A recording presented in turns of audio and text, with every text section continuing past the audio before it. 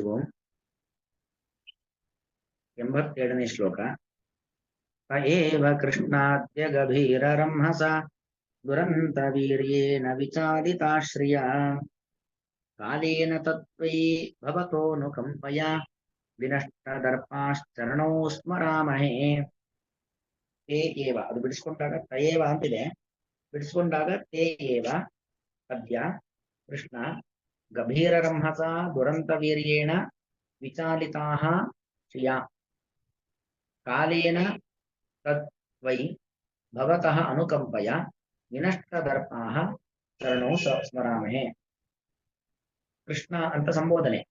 ರೇ ಕೃಷ್ಣ. ಕೃಷಿ ಭೂವಾಚಕಃ ಶಬ್ದಃ ನಶ್ಚ ನಿರ್ವೃತಿ ವಾಚಕಃ. ಅಂದ್ರೆ ನಮಗೆ ಭೂ ಮೊದಲಾದ ಸಂಪತ್ತನ್ನು ಕೊಡುವನು ನೀನೆ. ಟಾಟಾಡಾಣ ಅಂದ್ರೆ ನಿರ್ವೃತಿ, ಸುಖ, ಮೋಕ್ಷ ಸುಖ, ಅದನ್ನು ಕೊಡ್ತಕ್ಕಂಥವನು ನೀವೇ. ಅಂದ್ರೆ ನಮಗೆ ಸಂಪತ್ತು ಬೇಕಾದ್ರೂ, ಮೋಕ್ಷ ಸಂಪತ್ತು ಬೇಕಾದ್ರೂ ನಿನ್ನ ಪ್ರಾರ್ಥನೆ ಮಾಡಬೇಕು. ಆದರೆ ಅದನ್ನು ಬಿಟ್ಟು ನಾವೀಗ ಇಷ್ಟು ದಿವಸ ಏನ್ ಮಾಡಿಬಿಟ್ಟಿದ್ವಿ, ನಮ್ಮ ನಮ್ಮ ಅಹಂಕಾರ, ನಮ್ಮ ದರ್ಪ, ಅದರಲ್ಲೇ ನಾವು ಕಾಲ ಕಳೀತಾ ಇದ್ವಿ. ಆದ್ರೆ ಇವತ್ತು ನಮಗೆ ಗೊತ್ತಾಗಿದೆ, ನೀನು ಕೃಷ್ಣ, ನಮಗೆ ಭೂಮಿ, ರಾಜ್ಯ ಮೊದಲಾದ ಸಂಪತ್ತು ಕೊಡುವವನು ನೀನೆ, ಅದೇ ರೀತಿಯಲ್ಲಿ ಕೊನೆಗೆ ಮೋಕ್ಷವನ್ನು ಕೊಡ್ತಕ್ಕಂಥವನು ನೀನೆ ಎಂಬುವಂತ ವಿಚಾರ ನಮಗೆ ಇವತ್ತು ಗೊತ್ತಾಗಿದೆ ಅನ್ನೋ ಭಾವನೆಯಲ್ಲಿ ಕೃಷ್ಣ ಎಂಬುದಾಗಿ ಸಂಬೋಧನೆಯನ್ನು ಮಾಡಿ ಹೇಳುತ್ತಿದ್ದಾರೆ. ತೇ ಏವ, ತೇ ಏವ ಅಂದ್ರೆ ಅವರು ಅಂತಲ್ಲ, ಅಹತೌತೆ. ಸಾಮಾನ್ಯವಾಗಿ ತೇ ಶಬ್ದಕ್ಕರ್ಥೇನು ತೇ ಅವರು ಅಂತ ಅರ್ಥ, ಇಲ್ಲ ಹಂಗಲ್ಲ, ತಾದೃಶಾಹ ಅಂತ ಅರ್ಥ. ಅಂತಹ ನಾವು, ಅದೇ ನಾವು. ಹಿಂದೆ ಯಾರು ನಷ್ಟ ಬುದ್ಧಿ ಉಳ್ಳವರಾಗಿದ್ವೋ, ಸಂಪತ್ತಿನ ಮದದಿಂದಾಗಿ ಅಹಂಕಾರವನ್ನ, ದರ್ಪವನ್ನ ತೋರಿದ್ವೋ, ಅನ್ಯಾಯ ಅಕ್ರಮಗಳನ್ನು ಮಾಡಿದ್ವೋ, ಅದೇ ನಾವು ಅಂತ ಅರ್ಥ. ಅದೇ ನಾವು ಗಭೀರರಂಹಸ ದುರಂತ ವೀರ್ಯೇಣ ತ್ವಯ. ಅದರ ಅರ್ಥ ಏನು? ಅಂತಹ ನಾವು ಗಭೀರರಂಹಸ್ ಅಂದ್ರೆ ಅತ್ಯಂತ ಶಕ್ತಿ ಅಂತ ಅರ್ಥ. ಗಭೀರ ನಮ್ಮಸ್ಸು ಅನಂತ ವೀರ್ಯ, ಒಂದು ದುರಂತ ವೀರ್ಯ ಅಥವಾ ಅನಂತ ವೀರ್ಯ. ಅಂದ್ರೆ ಈ ಕಾಲ, ಕಾಲ ಎಂಬುದೇನು ಮಾಡುತ್ತೆ, ಕಾಲ ಅಂದ್ರೆ ಕಾಲನಾಮಕನಾಗಿರ್ತಕ್ಕಂಥ ಭಗವಂತ ಅಂತ ಅರ್ಥ. ಗಭೀರ ನಮ್ಮಸ ಅನಂತ ವೀರ್ಯೇನ ತ್ವಯ ಅಂತ ಅರ್ಥ. ನಿನ್ನಿಂದ, ನೀನೆಂತವನು? ಗಭೀರ ನಮ್ಮಸ್, ಕುಂಠಿತವಾದ ಶಕ್ತಿ. ಗಭೀರ ನಮ್ಮ ಶಬ್ದಕ್ಕರ್ಥ ಕುಂಠಿತವಾದ ಶಕ್ತಿ. ನಿನ್ನ ಸಾಮರ್ಥ್ಯ ಅದು ಎಂದಿಗೂ ಕಡಿಮೆ ಆಗ್ತಕ್ಕಂಥದ್ದಲ್ಲ. ಮತ್ತು ನಿನ್ನ ವೀರ್ಯ ಅದು ದುರಂತ ವೀರ್ಯ, ಅಥವಾ ಇನ್ನು ಕೆಲವು ಪಾಠಗಳಲ್ಲಿ ಅನಂತ ವೀರ್ಯ. ನಿನ್ನ ಪರಾಕ್ರಮಕ್ಕೆ ಒಂದು ಕೊನೆ ಅಂತಾನೆ ಇಲ್ಲ. ಅದು ಎಲ್ಲರನ್ನೂ ಮೀರಿಸುವಂತ ಅದ್ಭುತವಾದ ಪರಾಕ್ರಮ ನಿನ್ನ ದುರಂತ ವೀರ್ಯ ಅಂದ್ರೆ ಅದ್ಭುತವಾದ ಪರಾಕ್ರಮ. ನಿನ್ನ ಪರಾಕ್ರಮವನ್ನ ಮೀರಿಸುವ ಪರಾಕ್ರಮ ಯಾರಿಗೂ ಇಲ್ಲ. ಅಂತಹ ಕಾಲನಾಮಕನಾದ ನಿನ್ನಿಂದ, ಅಂದ್ರೆ ಎಲ್ಲದಕ್ಕೂ ಕಾಲವೇ ಬುದ್ಧಿ ಕಲಿಸತ್ತೆ, ಪಾಠ ಕಲಿಸತ್ತೆ ಅಂತಲಾಗೆ ಕಾಲನಾಮಕನಾದಂತ ನಿನ್ನಿಂದ ಶ್ರಿಯಾ ವಿಚಾಲಿತಾಹ, ಶ್ರಿಯಾ ವಿಚಾಲಿತಾಹ, ಸಂಪತ್ತಿನಿಂದಾಗಿ ನಾವು ವಿಚಲಿತರಾಗಿದ್ದೇವೆ. ಅವತ್ತು ಏನು ಬೇಕಾದಷ್ಟು ಸಂಪತ್ತಿತ್ತು, ನಮ್ಮ ಕೋಶಗಳೆಲ್ಲೂ ಸಮೃದ್ಧವಾಗಿದ್ವು, ಆದ್ರೂ ಇನ್ನೂ ಸಂಪತ್ತನ್ನು ಅಪಹಾರ ಮಾಡಬೇಕು ಎಂತಕ್ಕಂಥ ಭಾವನೆಯಿಂದಾಗಿ ನಾವೇನ್ ಮಾಡಿದ್ವಿ, ಮತ್ತಷ್ಟು ಸಂಪತ್ತುಗಳನ್ನ ಅಪಹಾರ ಮಾಡ್ತಾ ಇದ್ವಿ. ಹಾಗಾಗಿ ಶ್ರಿಯಾ ವಿಚಾಲಿತಾಹ, ಶ್ರಿಯಾ ನಾಮ ಸಂಪದ, ವಯಂ ವಿಚಾಲಿತಾಹ ನಾವೆಲ್ಲರೂ ಕೂಡ ವಿಚಾಲಿತರಾಗಿದ್ವಿ, ನಾವು ಸಂಪತ್ತಿನಿಂದ ವಿಚಲಿತರಾಗಿದ್ವಿ. ಆದರೆ ಅದೇ ನೋಡಿ, ಕಾಲೇನ, ಕಾಲೇನ ಕಾಲನಾಮಕೇನ ತ್ವಯ ಅಂತ ಅರ್ಥ. ಅದು ಕಾಲೇನ ಅನ್ನೋದಕ್ಕೆ ವಿಶೇಷಣ. ಕಾಲೇನ, ಕಾಲನಾಮಕೇನ ತ್ವಯ, ಕಾಲ ಎಂತಕ್ಕಂಥ ಹೆಸರುಳ್ಳ ನಿನ್ನಿಂದ, ನೀನೆಂತವನು? ಗಭೀರ ನಮ್ಮಸ್, ಅಕುಂಠಿತವಾದ ಶಕ್ತಿ, ಅನಂತ ವೀರ್ಯ ಅಥವಾ ದುರಂತ ವೀರ್ಯ, ಅದ್ಭುತವಾದ ಪರಾಕ್ರಮವಿರತಕ್ಕಂಥ ನಿನ್ನಿಂದ ಶ್ರಿಯಾ ವಿಚಾಲಿತಾಹ, ಸಂಪತ್ತಿನಿಂದ ಇವತ್ತು ವಿಚಲಿತರಾಗಿದ್ದೇವೆ. ಅವತ್ತು ನಮ್ಮ ಕೈಯಲ್ಲಿ ಸಂಪತ್ತಿತ್ತು, ಇವತ್ತು ನಮ್ಮ ಕೈಯಲ್ಲಿ ಸಂಪತ್ತಿಲ್ಲ. ಆದ್ದರಿಂದ ಭವತಃ ಅನುಕಂಪಯ, ನಿನ್ನ ಅನುಕಂಪೆ, ಸಂಪತ್ತು ಹೋದ್ರೆ ಏನಂತೆ, ನಿನ್ನ ಅನುಕಂಪೆ ಇತ್ತು ನಮ್ಮ ಮೇಲೆ. ಹಾಗಾಗಿ ವಿನಿಷ್ಟ ದರ್ಪಾಹ, ನಮ್ಮಲ್ಲ ಆಗ ಸಂಪತ್ತಿದ್ದಾಗ ಒಂದು ದರ್ಪ ಇತ್ತಲ್ಲ, ಆ ದರ್ಪ ಈಗೇನಾಗಿದೆ, ಅಹಂಕಾರ ಈಗ ವಿನಷ್ಟ, ನಾಶವಾಗಿದೆ. ಹಾಗಾಗಿ ನಾವು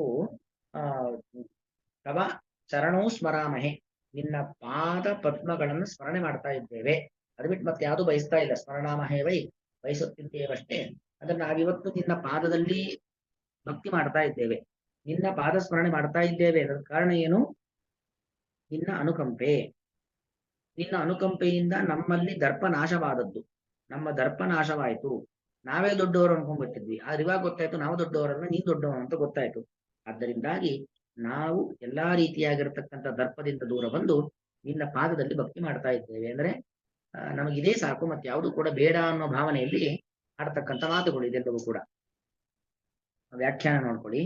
ಯೇ ವಯಂ ಪುರಾ ತ್ವಂ ಅಗಣಯ್ಯ ಸ್ಥಿತಾಹ, ಯಾವ ನಾವು, ಯೇ ವಯಂ ಯಾವ ನಾವು, ಪುರ ಹಿಂದೆ, ತ್ವಾಂ ಅಗಣಯ್ಯ ನಿನ್ನನ್ನ ಲೆಕ್ಕಕ್ಕೆ ಇಡದೇನೆ, ಸ್ಥಿತಾಹ ಇದ್ವೋ, ತೇವ ಅದೇ ನಾವು, ತೇವ ವಯಂ ಅದೇ ನಾವು, ಅದ್ಯ ಯತಃ ಶ್ರಿಯಾ ವಿಚಾಲಿತಾಹ ಯಾವ ಸಂಪತ್ತಿನಿಂದ ವಿಚಲಿತರಾಗಿದ್ರೋ, ತತಃ ತಸ್ಮಾತ್ ತವ ಚರಣೋ ಸ್ಮರಾಮಹೆ ಸಂಪತ್ತಿನಿಂದ ವಿಚಲಿತರಾಗಿದ್ವಿ, ಅಂದ್ರೆ ನಮ್ಮ ಬುದ್ಧಿಮೋಹ ಆಗಿತ್ತು, ವಿಚಲಿತರಾಗಿದ್ವಿ. ಇವತ್ತು ಅದೇ ಸಂಪತ್ತು ಹೋದದ್ದರಿಂದಾಗಿ ಚರಣೋ ಸ್ಮರಾಮಹೆ ನಾವು ನಿನ್ನ ಪಾದಗಳನ್ನ ಸ್ಮರಣೆ ಮಾಡ್ತಾ ಇದ್ದೇವೆ.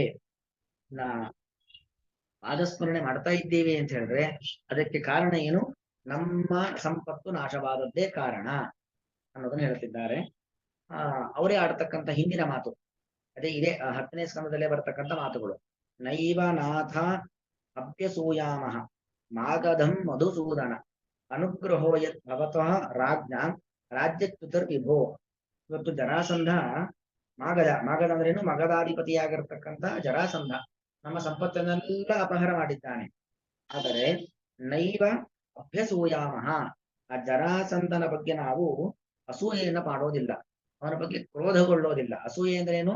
ಅವನ ಬಗ್ಗೆ ಕ್ರೋಧ ಯಾವುದೂ ನಮಗಿಲ್ಲ ಅಲ್ಲಂತ ನಾವು ಅವನ ಬಗ್ಗೆ ಅಸೂಯೆ ಪಡೋದು, ನಮ್ದೆಲ್ಲ ಕಿತ್ಕೊಂಡ್ಬಿಟ್ಟಲ್ಲ ಹೊಟ್ಟೆ ಕಿಚ್ಕೊಡೋದಾಗ್ಲಿ ಕೋಪ ಪಡೋದಾಗ್ಲಿ ಯಾವುದು ಮಾಡೋದಿಲ್ಲ. ಯಾಕೆ ಮಾಡೋದಿಲ್ಲ ಅಂತ ಹೇಳಿದ್ರೆ, ಅನುಗ್ರಹ ಇದು ನೀನು ನಮ್ಮ ಮೇಲೆ ಮಾಡಿರ್ತಕ್ಕಂಥ ಅನುಗ್ರಹ. ಭವತಃ ನಿನ್ನೆಯಿಂದ, ರಾಜ್ಞಾಂ ರಾಜ್ಯಚ್ಯುತಿ ನಮ್ಮ ಸಂಪತ್ತು ನಾಶವಾದದ್ದರಿಂದ ನಮ್ಗೆ ಇವತ್ತು ಬುದ್ಧಿ ಬಂತು, ನಾವು ದೊಡ್ಡವರಲ್ಲ ನೀನೇ ದೊಡ್ಡವನು, ಎಲ್ಲರ ಒಳಗಿರ್ತಕ್ಕಂಥ ಸ್ವಾಮಿ ನೀನು ಅನ್ನೋ ಜ್ಞಾನ ಬಂದಿದ್ದಕ್ಕೆ ಕಾರಣ ಏನು? ನಮ್ಮ ಸಂಪತ್ತು ನಾಶವಾದದ್ದು. ನಮ್ಮ ಸಂಪತ್ತು ನಾಶವಾಗಿಲ್ಲ ಅಂತ ಆದ್ರೆ ನಾವು ನಿನ್ನಲ್ಲಿ ಭಕ್ತಿಯನ್ನು ಮಾಡ್ತಾನೆ ಇರಲಿಲ್ಲ. ಹಾಗಾಗಿ ನೈವ ನಾಥ, ನಾಥ ಅಂತ ಸಂಬೋಧನೆ, ಭಗವಂತನೇ. ನೈವ ಅಭ್ಯಸೂಮಯಾಮಃ ಮಾಗಧಂ ಮಗಧಾಧಿಪತಿಯಾಗಿರ್ತಕ್ಕಂಥ ಜರಾಸಂಧನನ್ನು ನೈವ ಅಭ್ಯಸೂಮಃ ಮಧುಸೂದನ ಮಧುನಾಮಕ ದೈತ್ಯನನ್ನ ಸಂಹಾರ ಮಾಡಿರ್ತಕ್ಕಂಥವನೇ ಸಂಬೋಧನೆ ಅಂತ ಹೇಳ್ತಾ ಇದ್ದಾರೆ. ಅನುಗ್ರಹ ಯದ್ ಭವತಃ ರಾಜ್ಞಾಂ ರಾಜ್ಯಚ್ಯುತಿ ವಿಭೋ ಅಂತ ಮತ್ತೆ ವಿಭೋ ಎಲ್ಲಾ ಕಡೆ ಇರತಕ್ಕಂಥ ಭಗವಂತನೇ, ನಾವೆಲ್ಲ ರಾಜರುಗಳಿದ್ದೇವೆಲ್ಲ, ರಾಜರ ರಾಜ್ಯಚ್ಯುತಿ ರಾಜ್ಯ ನಾಶವಾಗಿರುವಂಥದ್ದು ಅದು ನೀವು ನನ್ನ ಮೇಲೆ ಮಾಡಿರ್ತಕ್ಕಂಥ ಅನುಗ್ರಹ. ಹಾಗಾಗಿ ಮತ್ತೇನನ್ನು ಪ್ರಾರ್ಥನೆ ಮಾಡೋದಿಲ್ಲ. ರಾಜ್ಯೈಶ್ವರ್ಯ ಮದೋನ್ನದ್ಧಾ ನಶ್ರೇಯೋ ವಿಂದತೆ ನೃಪಾಃ ತನ್ಮಾಯ ಮೋಹಿತಾಃ ನಿತ್ಯಾಃ ಮನ್ಯಂತೆ ಸಂಪದಸ್ಥಲಾಃ. ನೋಡಿ, ರಾಜರುಗಳು ರಾಜ್ಯ ಐಶ್ವರ್ಯ ಮದೋನ್ನದ್ಧಾಃ, ರಾಜ್ಯದ ಸಂಪತ್ತು ಅದರಿಂದ ಒಂದು ಮದ ಬಂದಿರುತ್ತೆ, ಅದರಿಂದ ಉನ್ನತರಾಗಿರ್ತಾರೆ, ಬಹಳ ಅಹಂಕಾರಯುಕ್ತರಾಗಿರುತ್ತಾರೆ. ನಶ್ರೇಯ ವಿದ್ಯತೆ ನೃಪಾಃ, ಯಾರು ಹೀಗೆ ಸಂಪತ್ತಿನ ವ್ಯಾಮೋಹ ಸಂಪತ್ತಿನ ಅಹಂಕಾರಗ್ರಸ್ತರಾಗಿರ್ತಾರೋ ಅವರು ಸುಖವನ್ನ, ಶ್ರೇಯಸ್ಸು ಅಂದ್ರೆ ಮುಖ್ಯವಾಗಿ ಮೋಕ್ಷ ಸುಖ, ಅದನ್ನು ಪಡೆಯೋದಿಲ್ಲ. ತ್ವನ್ಮಾಯ ಮೋಹಿತಾ ನಿತ್ಯಾಹ ಮನ್ಯಂತೆ ಸಂಪದ ಚಲಾಹ ಸಂಪದ. ಈ ಸಂಪತ್ತನ್ನೋದು ಇದು ಸಂಪದೋ ಸಂಪದ, ಅದು ಚಲಾಹ ಚಂಚಲವಾದದ್ದು. ಆದರೆ ನಿನ್ನ ಮೋಹಕ ಶಕ್ತಿ, ಮಾಯ ಅಂದ್ರೆ ಬಂಧಕ ಶಕ್ತಿ, ಆ ಸಂಸಾರದಲ್ಲಿ ಬಂಧಿಸುವ ಒಂದು ಶಕ್ತಿ ಇದೆಯಲ್ಲ ನಿನ್ನ ಶಕ್ತಿ, ತ್ವನ್ಮಾಯ ನಿನ್ನ ಇಚ್ಛಾಶಕ್ತಿ, ನಿನ್ನ ಬಂಧಕ ಶಕ್ತಿಯಿಂದಾಗಿ ನಿತ್ಯಾಹ ಮನ್ಯಂತೆ ಆ ಸಂಪತ್ತು ವಸ್ತುತಃ ಚಲಾಹ, ಇವತ್ತಿರುತ್ತೆ ನಾಳೆ ಇರುತ್ತೆ ಇಲ್ಲ ಗೊತ್ತಿಲ್ಲ, ಚಂಚಲವಾದದ್ದು. ಆ ಚಂಚಲವಾದ ಸಂಪತ್ತನ್ನ ನಿನ್ನ ಮೋಹಕ ಶಕ್ತಿಗೆ ಒಳಗಾದವರಾಗಿ ಏನು ನಿತ್ಯ ಎಂಬುದಾಗಿ ತಿಳ್ಕೊಳ್ತಾರೆ. ಆದ್ರೆ ನಮಗೆ ಇವತ್ತು ನಿನ್ನ ಅನುಗ್ರಹವಾದದ್ದರಿಂದಾಗಿ ಸಂಪತ್ತು ಶಾಶ್ವತವಲ್ಲ, ನಿನ್ನ ಅನುಗ್ರಹವೇ ಶಾಶ್ವತವಾದದ್ದು ಎಂಬತಕ್ಕಂಥ ಬುದ್ಧಿ ನಮಗಿಂದು ಬಂದಿದೆ. ಇದೇ ದೊಡ್ಡ ಅನುಗ್ರಹ ಎಂಬುದಾಗಿ ಅವರು ಕೃಷ್ಣನ ಒಂದು ಮಾತನ್ನ ಈ ತರ ಆಡ್ತಾ ಇದ್ದಾರೆ. ಅನ್ವಯ ಅರ್ಥ ನೋಡ್ಕೊಳ್ಳಿ. ಕೃಷ್ಣ ಗಭೀರ ರಂಹಸ ದುರಂತ ವೀರ್ಯೇನ ಕಾಲೇನ ತ್ವಯ ಶ್ರಿಯಾ ವಿಚಾಲಿತಾಃ ತೇಯೇವ ಅದ್ಯ ಅಂತಹ ನಾವೇ ಅದ್ಯ ಇವತ್ತು ಭವತಃ ಅನುಕಂಪಯ ನಿನ್ನ ಅನುಕಂಪೆಯಿಂದಾಗಿ ತತ್ ಆದ್ದರಿಂದ ಅಂದ್ರೆ ಅರ್ಥ ಏನು? ನಮ್ಮ ಸಂಪತ್ತೆಲ್ಲವೂ ನಾಶವಾದದ್ದರಿಂದಾಗಿ ವಿನಷ್ಟ ದರ್ಪಾಹ, ನಮ್ಮಲ್ಲೊಂದು ಅಹಂಕಾರ ಇತ್ತಲ್ಲ, ಕಷ್ಟ ಬಂದಾಗ ಅಹಂಕಾರ ದೂರವಾಯಿತು. ದೇವರದಕ್ಕೆ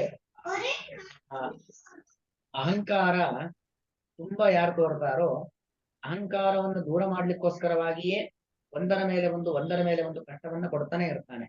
ಆದ್ರೆ ಕೆಲವರಿಗೆ ಎಷ್ಟೇ ಕಷ್ಟ ಕೊಟ್ಟರು, ಎಷ್ಟೇ ತೊಂದರೆಯನ್ನು ಕೊಟ್ಟರು ಕೂಡ ಆ ಅಹಂಕಾರ ದೂರವಾಗೋದೇ ಇಲ್ಲ. ಅಹಂಕಾರವೆಂಬ ಬೆಂಕಿಯಿಂದ ಬೇಯ್ತಾ ಇರ್ತಾರೆ. ಆಗ ಅದು ನಮಗ ಆ ತರ ಆಗಿಲ್ಲ. ನಿನ್ನ ಅನುಗ್ರಹ ಇದ್ದದ್ದರಿಂದಾಗಿ ವಿನಷ್ಟ ದರ್ಪ, ನಮ್ಮ ಅಹಂಕಾರ ಏನಾಯ್ತು, ನಾಶವಾಯಿತು.